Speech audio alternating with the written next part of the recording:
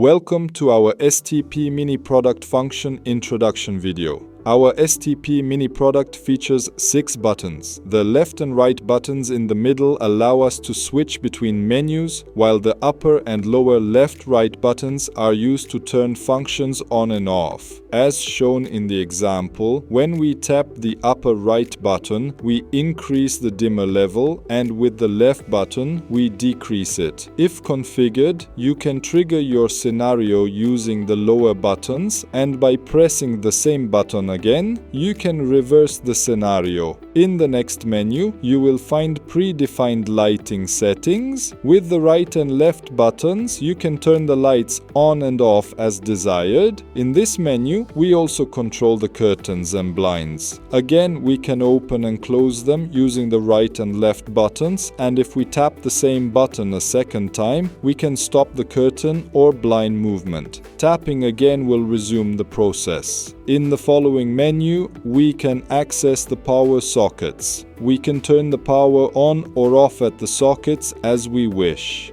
The value shown at the bottom indicates the desired room temperature you have set. You can readjust this value using the lower buttons. STP Mini supports up to 10 pages and 20 control functions. Using STP Mini is that simple.